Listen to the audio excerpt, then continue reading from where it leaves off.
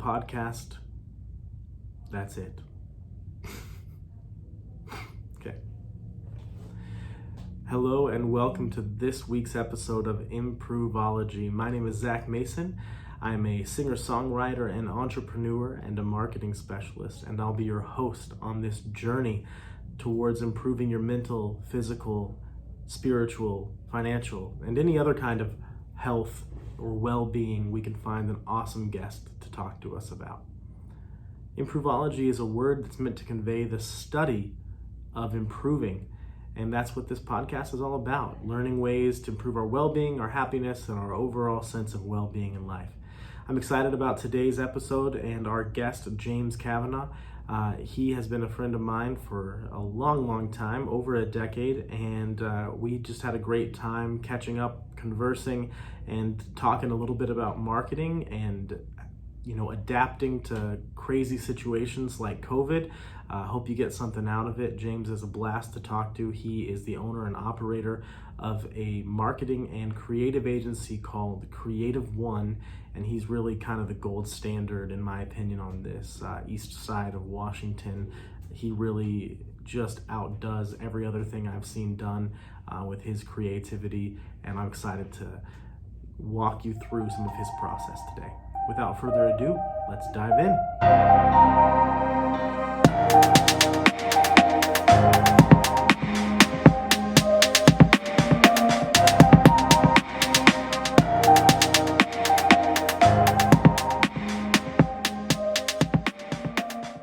Hey James. How's it going? Good, man. How are you? Good, man. Thanks for having me join you at Fuse here. Yeah, cheers, man. Cheers.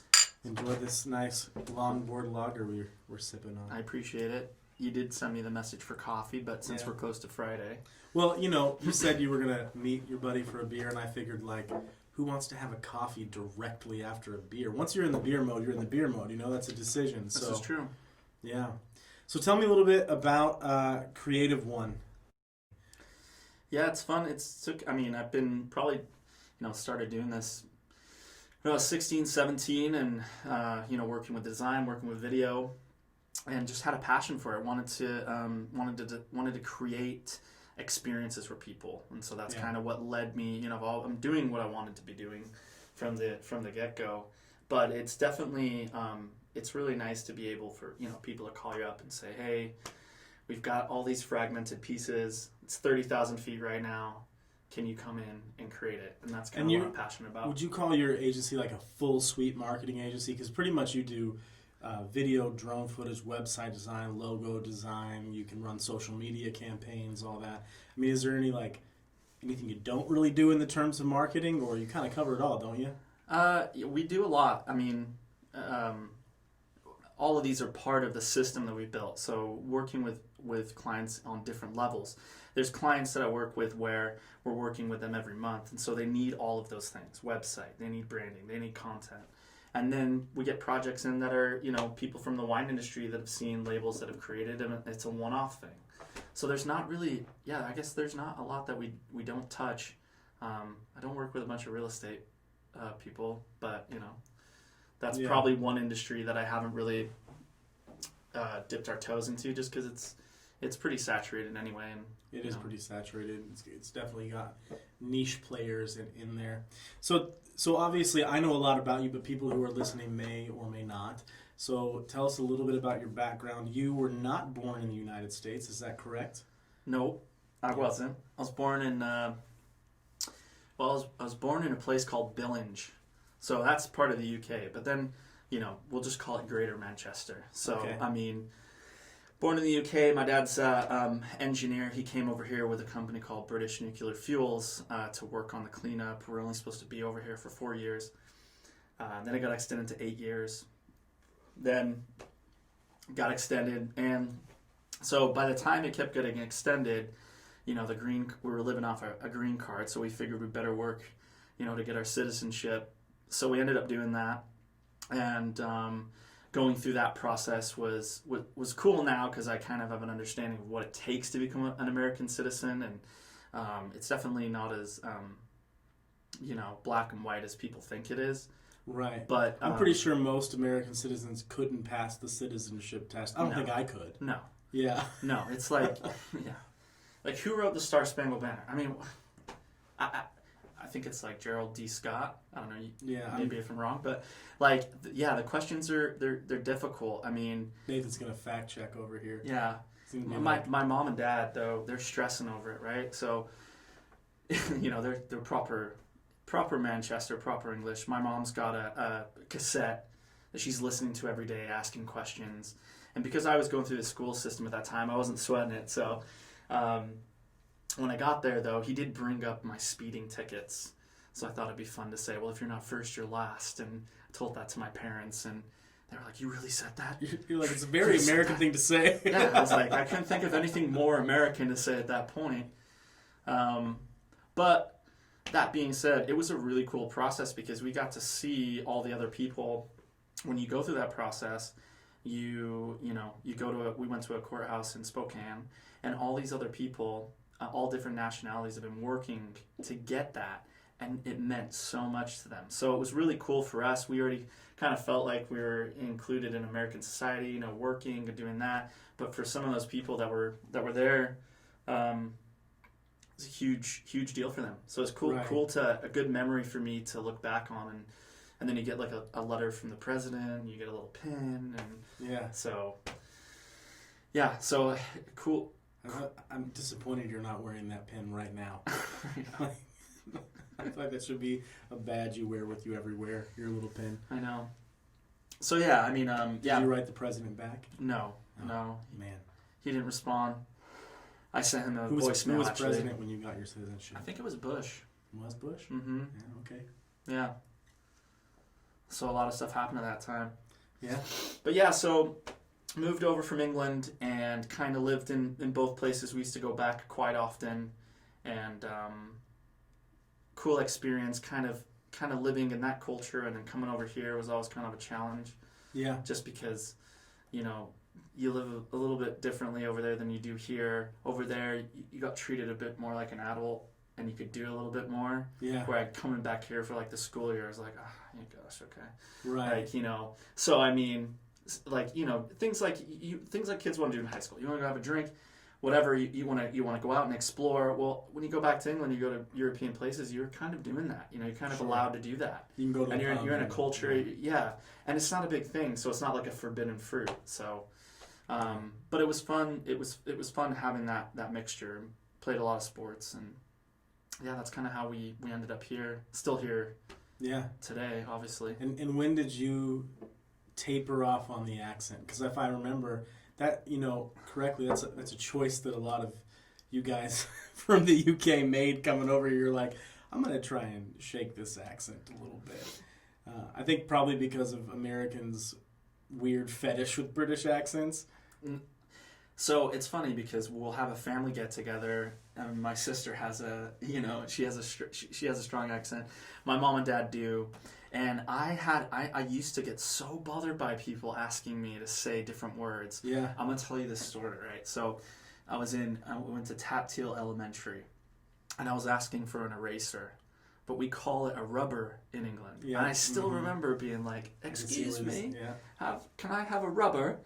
And everybody looked at me and started laughing. The teacher looked at me. And now thinking back on this, I'm thinking, how did those kids know what a rubber was at that point in time as well? You know what I'm saying? But even though, I still remember that. And so embarrassing. Right. And so, I mean, it's just one of those things. You go back to England, it changes, and then, I mean, after a few drinks, it might change too. I've heard that depending on the mood. One time when I was having a beer with you, some people from Manchester came in, and you were a couple beers deep, and I was just like, oh my God, like the thickness of the Manchester accent that came out of you, just like that. I mean, it was just like all of a sudden, there you were in Manchester again. It was crazy. Yeah. It happens. Yeah. And then when I first met you, you were playing in a band. Yes. I remember meeting you at Ray's Golden Lion, which is a venue that used to exist in Richland, Washington, no longer does.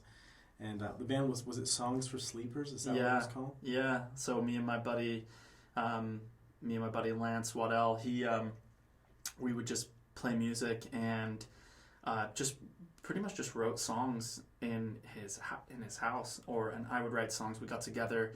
We got our other friend Tim Shea, who British I know kid. Timmy Shea. Yeah. And he's one of the guys who lost his accent real fast too. He was tired of saying. Yeah, he was tired of asking him to call. Yeah, people asking him to say vase, yeah. or aluminium. Yeah.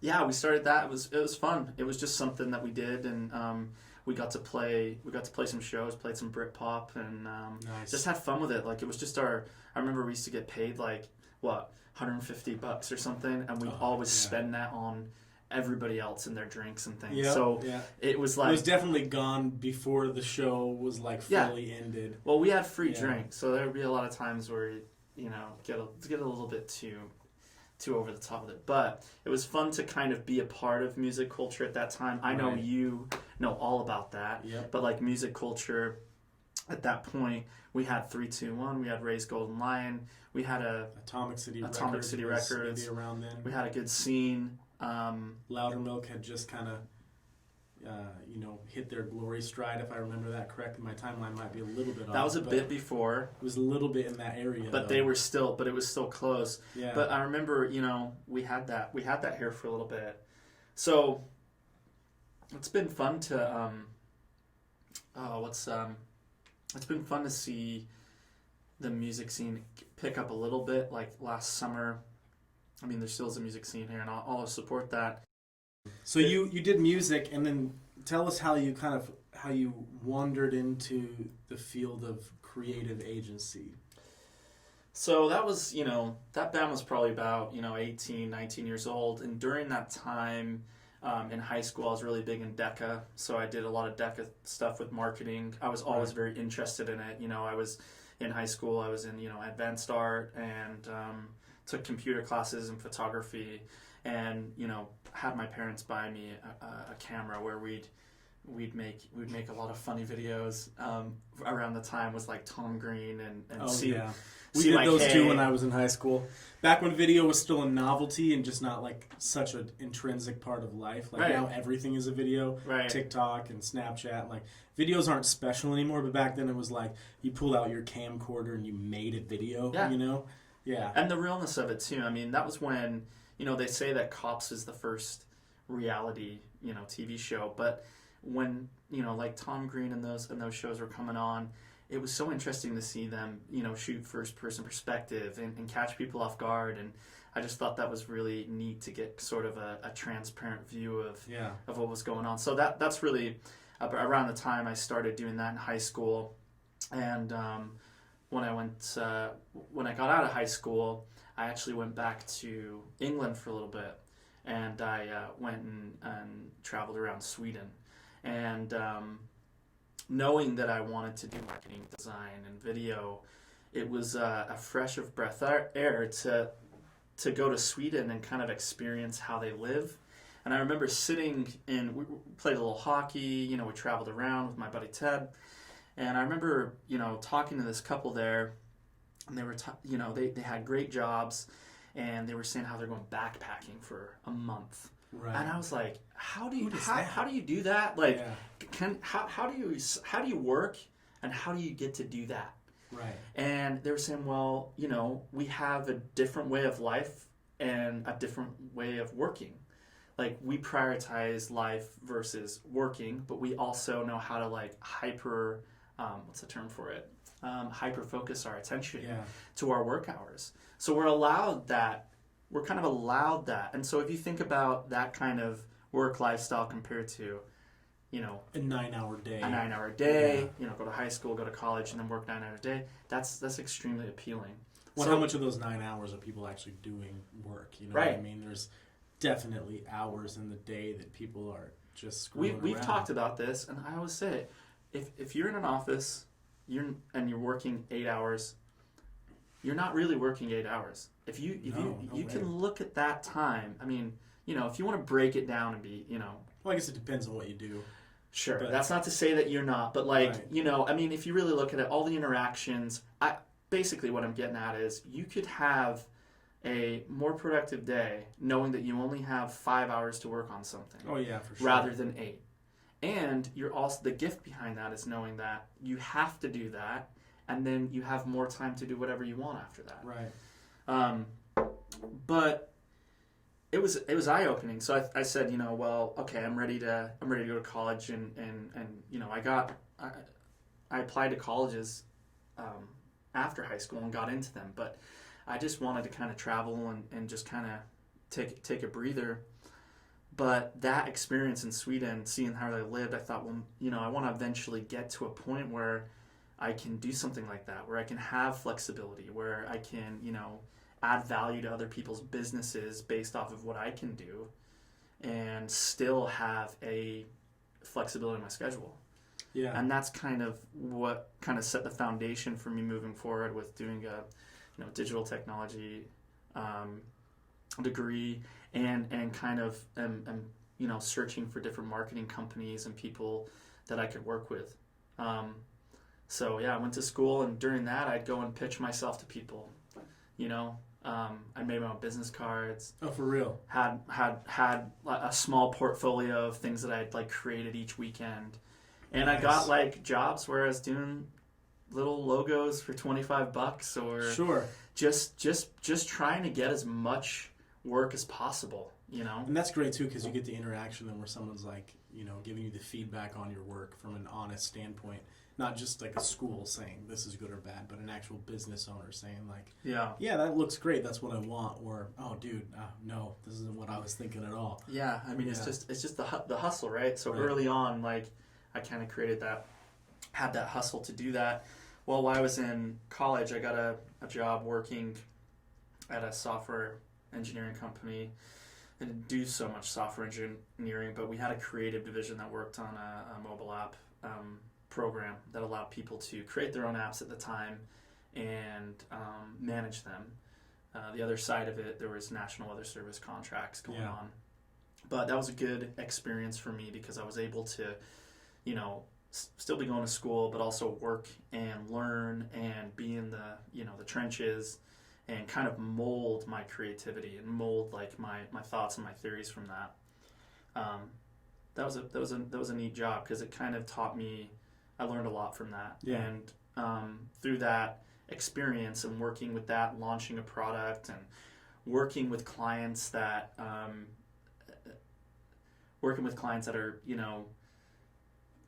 well, when you work in agency, you're going to work with clients that always want more than what they expect. And this, we're talking like, 2012. So you think people are like stunned about why they need a website now? Just think about like, just even that many years ago. Right.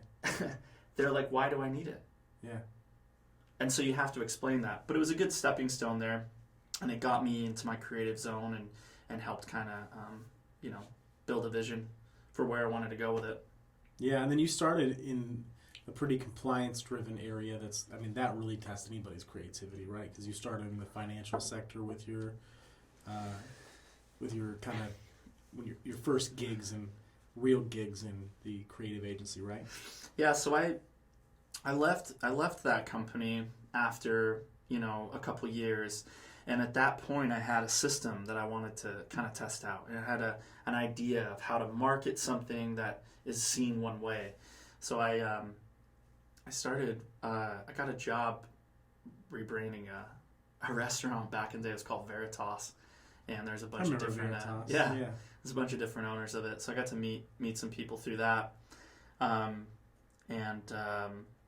one of the partners asked if I'd come work for his company. And I thought, what a great opportunity for me to introduce my system of how marketing should work, of how branding should work, how to create transparency for a company. Right. And in financial planning, it scares a lot of people because talking about money is hard. We've been taught that talking about money is, it's hard to do.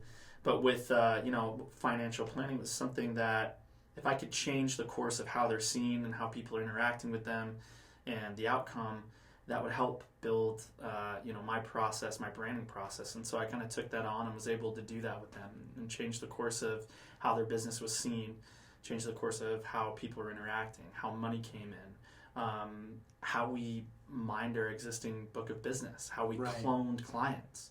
And it was fulfilling. So yeah.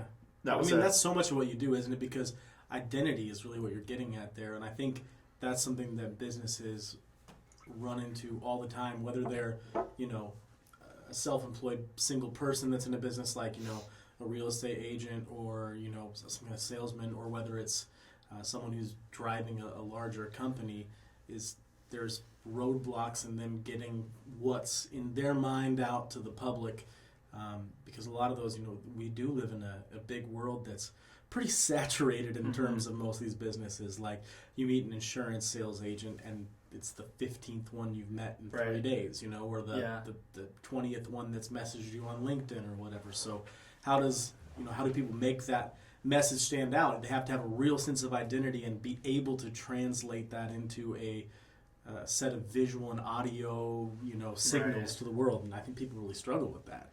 Yeah, they have most of the time it's finding people's client culture. And I spend a lot of time on that, so I become really invested with the people that I'm working with. So I'll jump in when they need a lot of things, but the first place that I start is understanding their client culture. Yeah. Seeing how we can mine their existing book of business, seeing how we can relate to the type of clients they have, and through that helps build the messaging and the content. Yeah. If you learn how to speak to your clients and you understand how they're reacting to things, then you're actually giving them something tangible. You're actually giving them something that they want to look at. We're way past an age where you can pay a lot of money for one thing, like for one video or for one ad, and think it's going to work for you.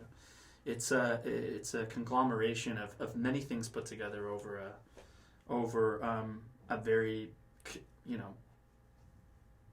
like long time. Not long time, but it's got to be consistent. Right. And what I mean by that is, we're in the age where we're lazy users. Right. I mean, we don't even watch a video without scrubbing after 15 seconds, and we're scrubbing to 30 seconds. Keeping people's attention is very, very difficult. So it's first going in there, finding the client culture, helping them realize what their brand potential is, helping them find vision, transparency, and then executing a digital campaign that'll help speak for them and not just sell things.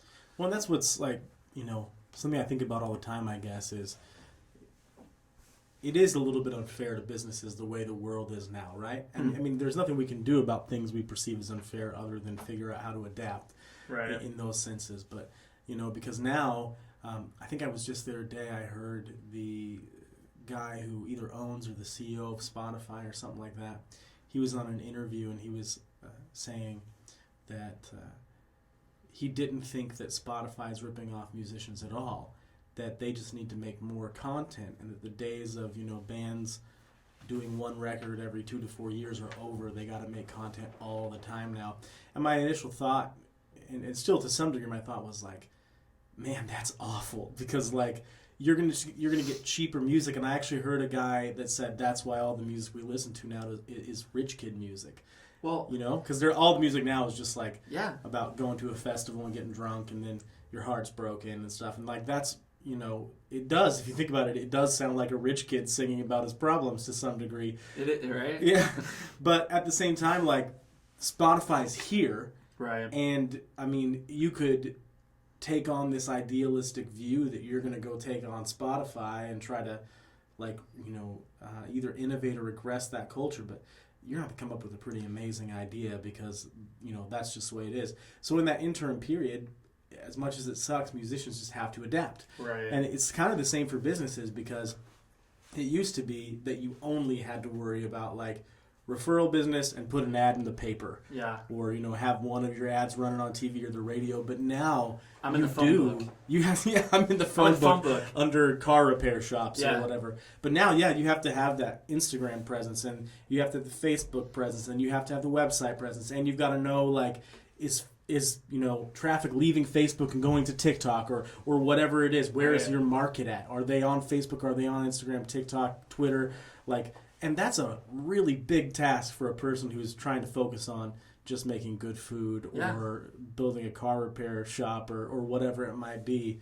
And it isn't fair, but that's part of the reason why, I think people have to look and find a community around them that can help them build those things, like a good marketing agency and stuff, because God knows most business owners don't have time to do that on their own. No, and there's a lot that, you know, I just run into it this week. And going back to the Spotify thing, I just met this guy last week when I was camping, and he was telling me how, you know, that he gets back cents from. He gets back cents from the music he makes, and it's just the way that, you know, content's being distributed, and there's no, you know, it's more market share. You can't compete with that. No. They're looking at it as a market share thing. Gone are the days when you were waiting outside of VHS or for a CD. Not going to happen anymore, you know. But going back to, you know, it's a lot of work. It's a lot of work to build a well designed plan that can work for you. It takes time. It takes effort, and you know, everything from just your content to running your SEO to your SEM, from managing internal processes that focus on, you know, user experience and client experience. I mean, all those things need to be looked at. Yeah. So, I mean, part of what I do now and where I've positioned myself is to go in and work with companies that have some existing marketing people, but they don't have the skill set to create certain things. So I'll go in, help them build a plan. I'll go in there, help them create their content and build a new image for them and help them talk differently to people. Yeah, I think that's one of the things people like about working with you also is, you know, again, we live in a world where there's a saturation of a lot of things, including marketing agencies. There's plenty of them out there advertising themselves. But there's a difference between someone who's trying to sell you something and someone who's trying to add value. And I know one of the things people like about you is when you sit down, you are looking at, hey, let's talk about your business in a holistic way, and then let's make a plan of what are the steps we could take that you can afford right now versus like, hey, let me sell you this $15,000 or $20,000 advertising package, and you're a brand new business that doesn't have the capital and might not actually benefit from that. Like, let's take those incremental steps. And that's, you know, I'm extremely passionate about trying to leverage the most for people. And it's extremely frustrating that there are a lot of marketing companies and branding companies out there, but they've never evolved past the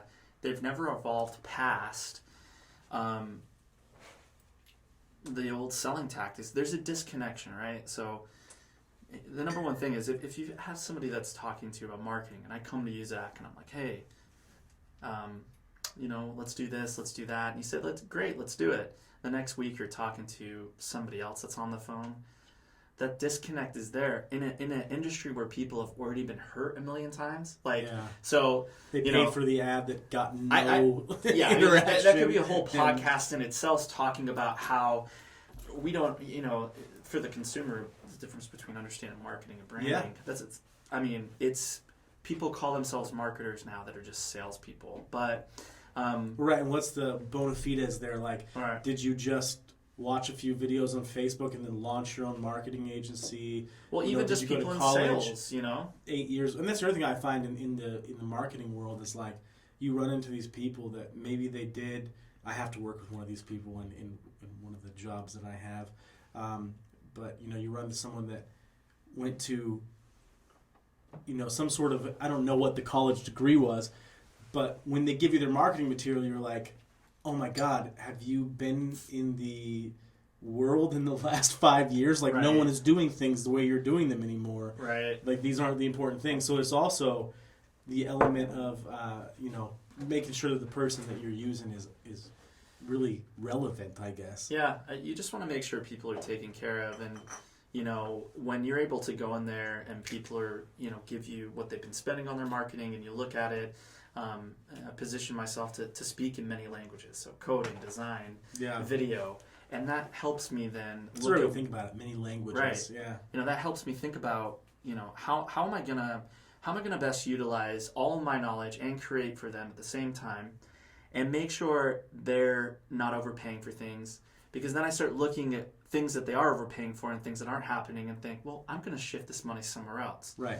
So I'll speak for the clients on behalf of them to these other people that they're working with, and I can speak in their language, so I can tell if these things are not happening or if they are. Right. And I'll always, you know, give the benefit of the doubt and say, well, this isn't happening, so we'd like it to, But if not, we'll position ourselves to move somewhere else and bring it in house. Yeah. And it's it's one of those things that I just love. I love it when these, all these fragmented pieces come together for a company that have been struggling to get marketing done, branding. Yeah. They may have even been in business for like 20 years, and you put it all together for them. You've found the deficiencies in their plan. You've created new avenues of revenue, or just speaking to their client culture. It's kind of what really gets me going. That's my passion right there. Is when So what do you feel like are the biggest things you've noticed that like businesses that that we work with in our area? Mm-hmm. Like what are the big shortcomings that you've identified? Like where businesses are just kind of missing the mark, or what's the trend that you see where they could be doing better? So, branding is, building your story, building transparency, building your identity. And that gets lost in the day-to-day grind of whatever business that is. So it may be one day that we need to do this, or we read this, so we need to do that. And where people fall short is they don't execute a plan properly that involves media, web, and social. And then, you have internal.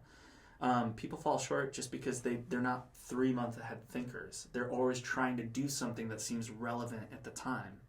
And so that's one thing that, when we go in there, people are excited to work with you, and they're like, yeah, we've seen this, we want to do this, and we want to do that. And I'm like, those are all great, but let's get you to a place, let's build some concrete. Let's get you to a steady flow of content, stories, outreach.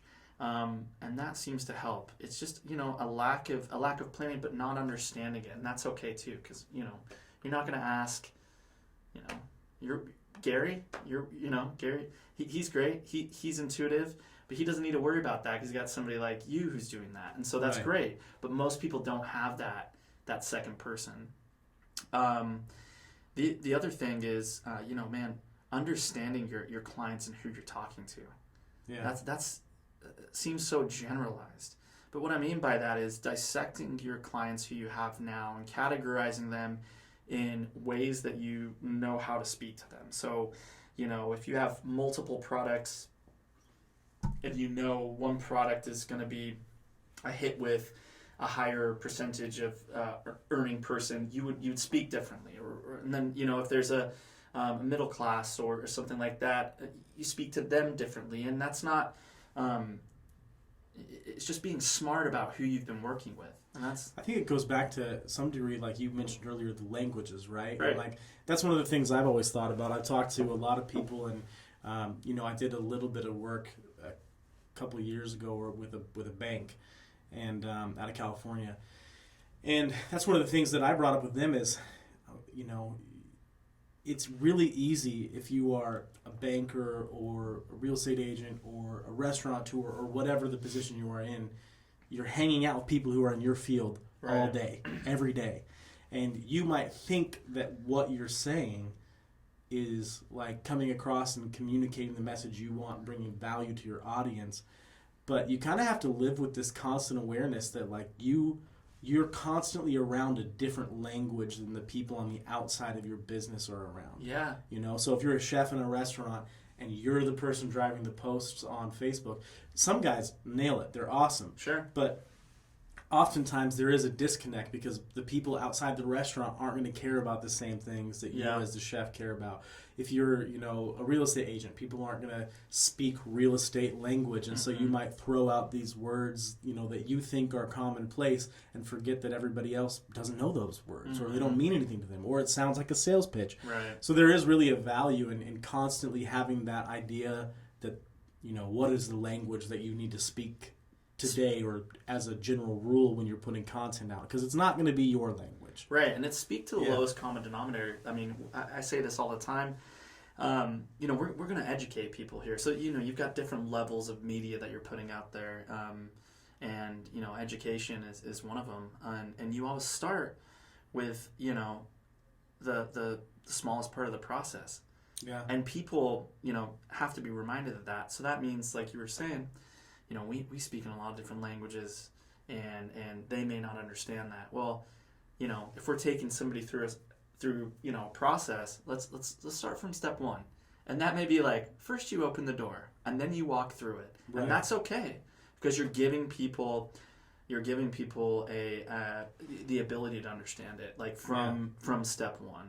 Right. That's huge too. And keeping it simple, like really keeping the message. That's another thing I see a lot of times is people adding details that don't need to be added. Like, just find the money spot and just zone in. You don't need to add in all the other things. You can get they'll get it when they come in or when you sit down person to person with them, but keeping that message really streamlined, right? Yeah, I mean, absolutely. I would say the other thing I don't see a lot is, people don't know how to be disruptive within their own industry. Right. They don't know how to disrupt what's going on, and that could be on a lot of different creative levels, just using that term. But, you've got to break away from what you're expected to post or what you're expected to say. Actually, there's a great example. I've been thinking about this ever since I knew we were going to talk, and as an example of that, why don't you tell the story about Level Up, which is now called something different, I think. Power Up now. Power Up. Okay, why don't you tell the story about Power Up and the negative review? Oh yeah, because that was brilliant. It's like one of the coolest marketing pieces we saw go out. Yeah, so I mean, like running social campaigns and being in tune with people. I think we're in an era where we can have a little bit of a clap back, right? Absolutely. We can talk as a businesses. We can talk a little crap back. Yeah. I mean, you got to do it in the right way, in the right tact. So the Power Up arcade bar was a great project, and technically it shouldn't work here by everybody else's standards. We all want things like that in Tri-Cities, but we never seem to kind of support that, which I will say we've done a great job of supporting it. Yeah. But at the time being, it was like, oh, an arcade bar? That's not going to survive. Well, why not? I mean, we keep asking for like new things to come into town. We should support it, right? Well, long story short, this guy named, I think it was Kyle. I thought it was Chris, but maybe it is Kyle. Oh, it was Chris. Yeah. I think it was Chris. Is it Chris or Kyle? It was Chris. Was it? Okay. I think so. Oh, yes, it was Chris. Yes. Yeah. So Chris, he wrote this review, and at the time, we had done a good job of dripping things out there, getting the news out there, getting people excited about it. And Chris wrote on our page one day, nobody's gonna want to go and pay overpriced cocktails, and it'll be closed in 2 months. So I was like, man, I gotta screenshot this. So went and talked with one of the owners, and I said, hey man, I was like, how about if we're still open in 2 months, which I know we're gonna be, we post this and say and give a thank you to Chris and say today is going to be Chris Day.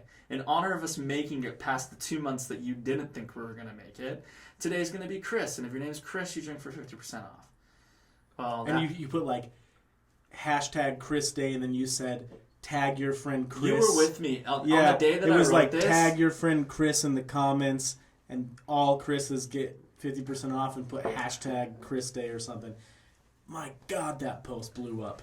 Yeah, it was pretty cool, and that's just it's just an example of how to disrupt, and just being in tune with who you're speaking to, who your audience is.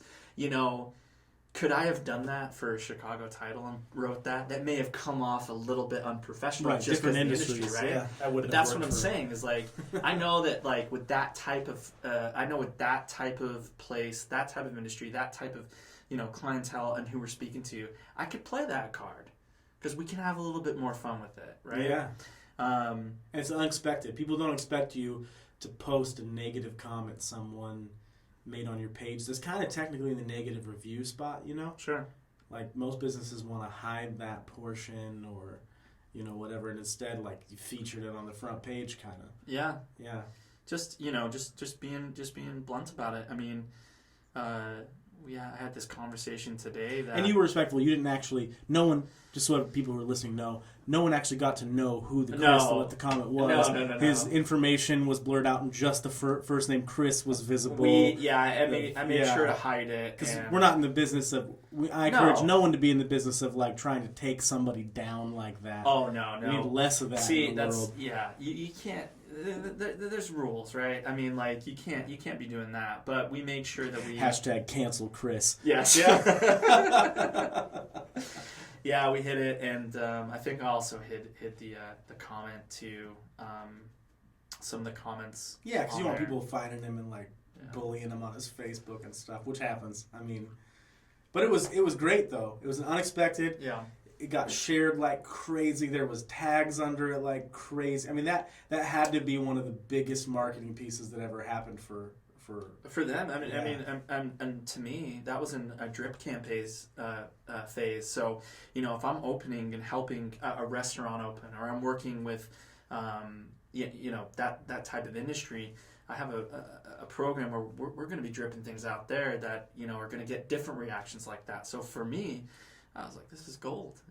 This is great. As a marketer, I was like, cool. I like that. And it gives you a bit of a voice too, And then for the same people, when COVID hit, when it hit, it's still here, but wasn't that same group of owners who you did the free roll of toilet paper with your takeout with and stuff? Yeah, so that was Proof, and Proof, they, they're always trying to innovate, but, during COVID, it's been the Wild West. Yes, it's literally who can come up with an idea, get it out there, and capitalize on it, and then start all over again in a week.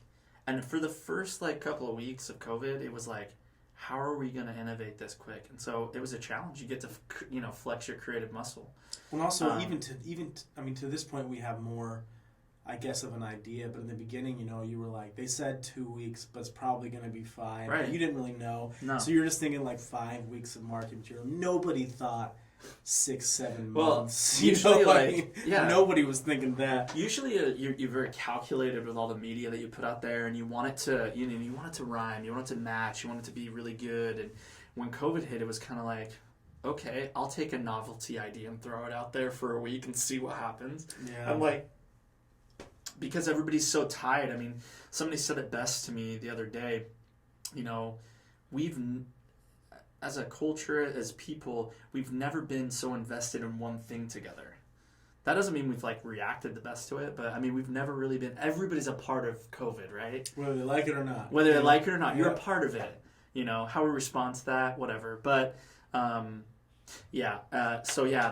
toilet paper thing went pretty good, and that's just playing towards the topic at hand.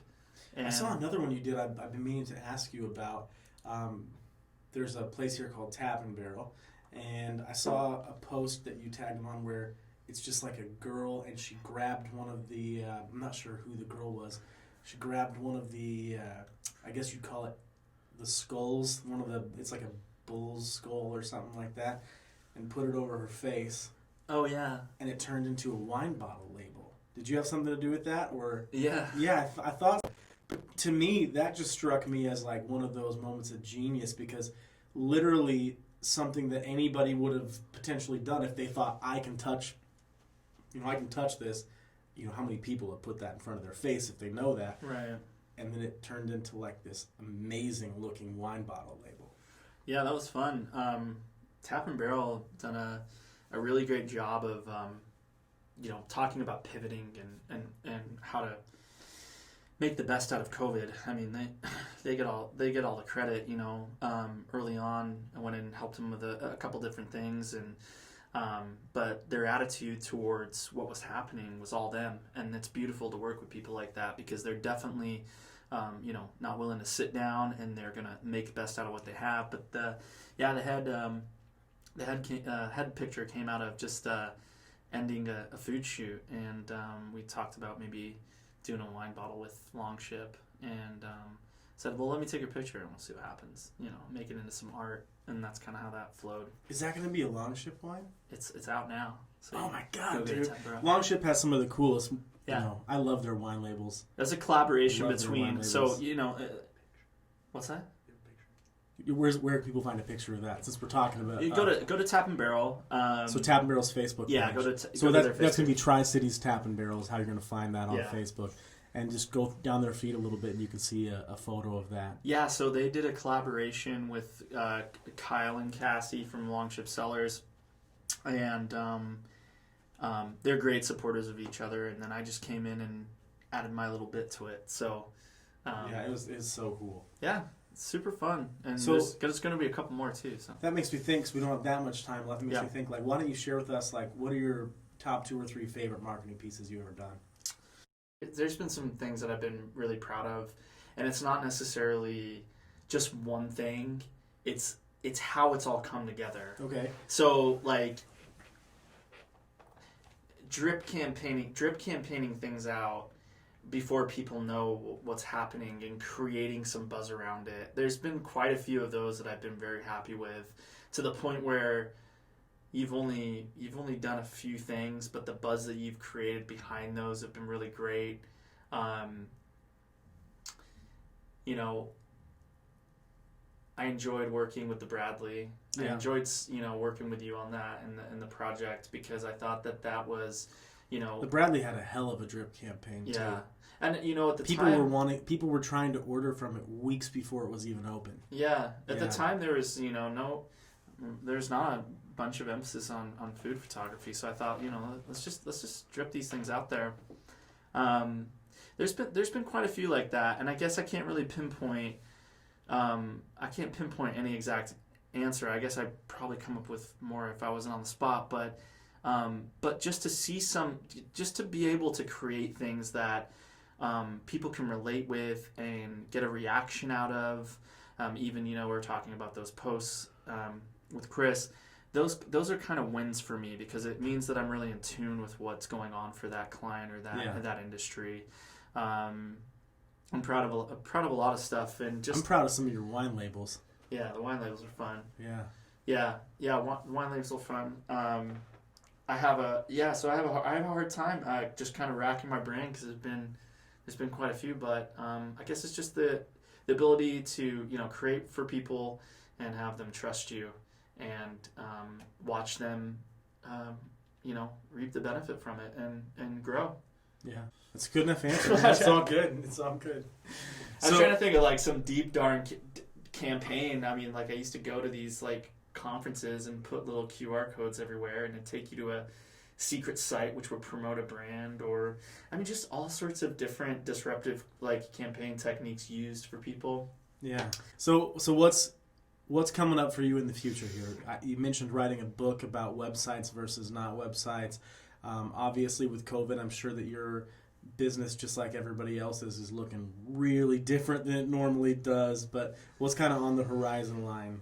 So we're growing a little bit. We've got some people coming in. COVID's allowed us to kind of grow in different areas that we didn't think we were going to grow.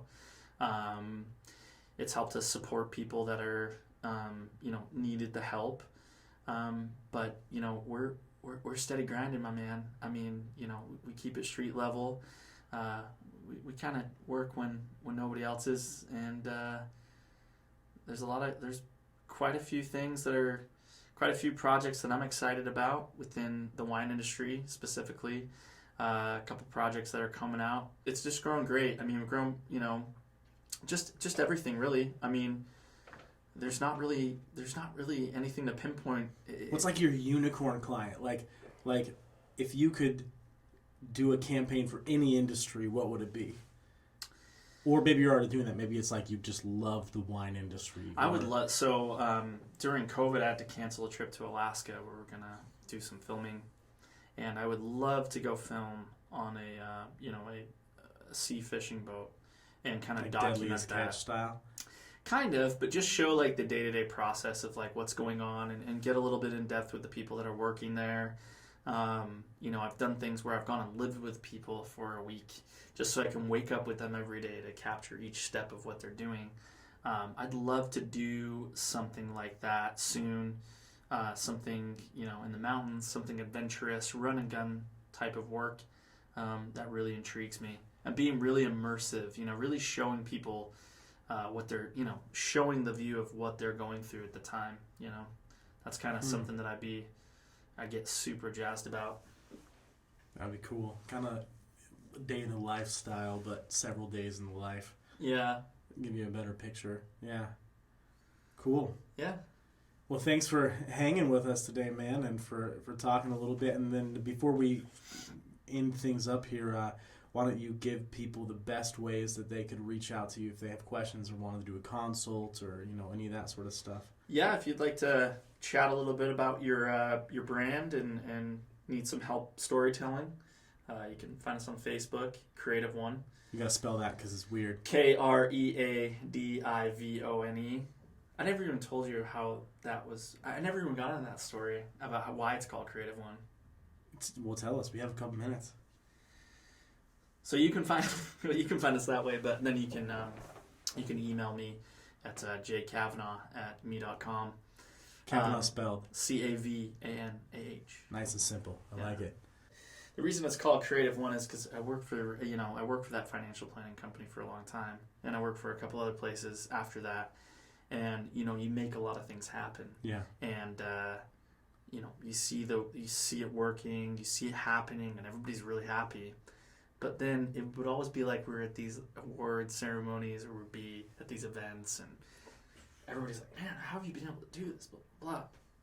My boss would look at me and be like, "That's the creative one over there." Like you forgot my name, so I'd be just having a drink. The creative one. Over here. And a lot of people who are who take on these marketing jobs that are going to a company, they go through that too, because they start being asked to do just marketing stuff, and then it's a million other things, and so you're trying to wear many hats, do many things, and you just become that person that makes it happen. So that's kind of how KREADIVONE came about, spelled the Swedish way. Just put two words together. Now you're such a big deal. You take a bodyguard everywhere with you. Yeah. By the way, earlier I was like, should we be terrified that Nathan is so quiet?